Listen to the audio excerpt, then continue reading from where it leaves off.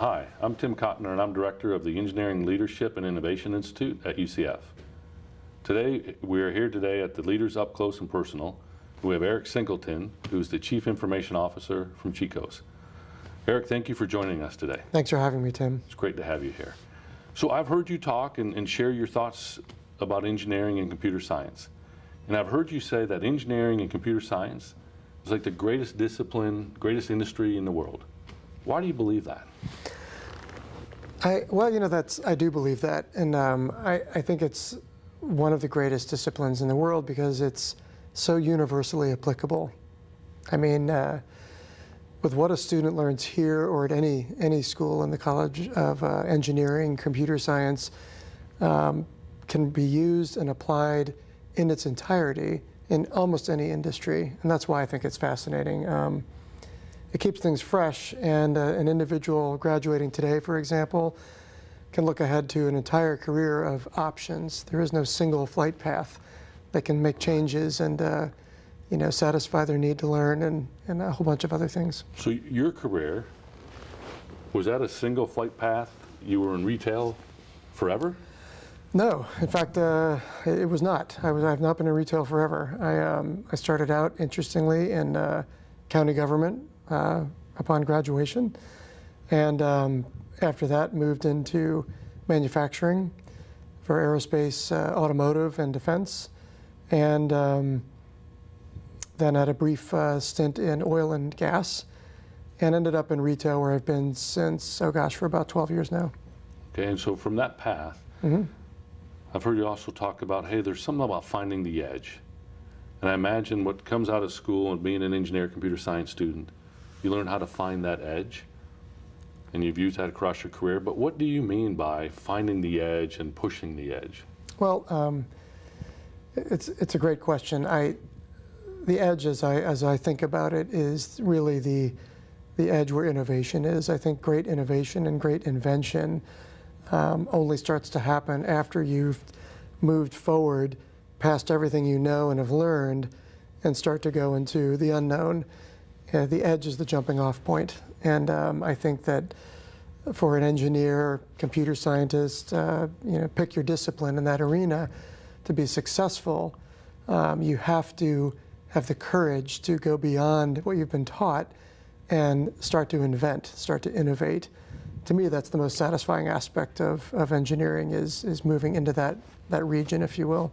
So when we move into that region and we go past that edge, are we going to fail? Sure, you're going to fail.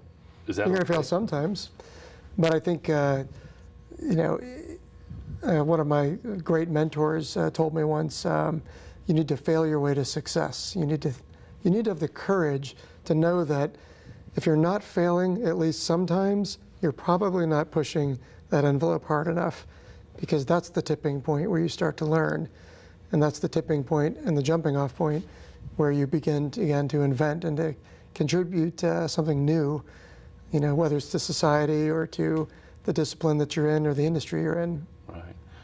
So in your last couple of responses, you used the word courage. So where did Eric Singleton find the courage to switch jobs in different industries? And maybe where do you find courage today to go push past the edge? You know, I think that I never really thought about it as finding the courage.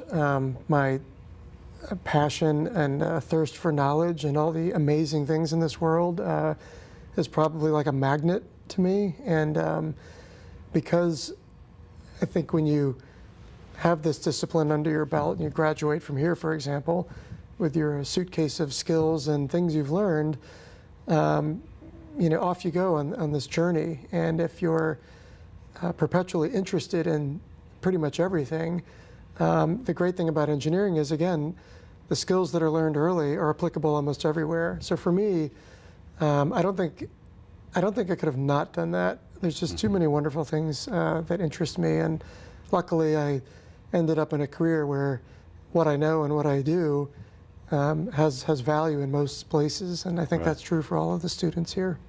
Okay. The other thing I've heard you talk about is person almost has to earn their way into their job or their next move. And so you've shared your story with our students, and you're sharing today. Mm-hmm. How did Eric Singleton earn the right to sit here today?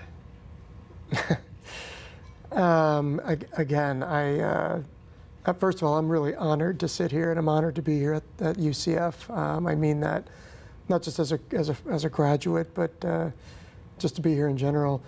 I spent a career following my dreams and believing in what I was doing, what my team was doing. Just the desire to make a difference, and somehow here we are, and I guess we got it right a few times.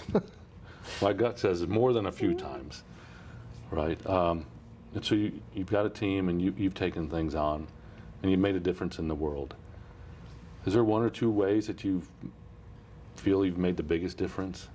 That when you retire and you say, hey, my career's done, here's my legacy? That's a really tough question. I hope so. I hope that there's somewhere out there's been impact that's changed something or someone's view of things for the better. And I've been fortunate to be on a lot of great teams where at the time we were building something or doing something that in that moment I think did make a difference, either to the people that were buying our product or the people that were using the product. Hopefully, the collection of all those things has resulted in some teeny bit of inspiration to someone as they go forward, and they'll add that to their collection of inspirations, and I'd like to think that. Eric, thank you very much for spending time with us and for sharing your thoughts and wisdom with us. Thank you, really do Tim. appreciate it. It's great to be here. This has been Leaders Up Close and Personal.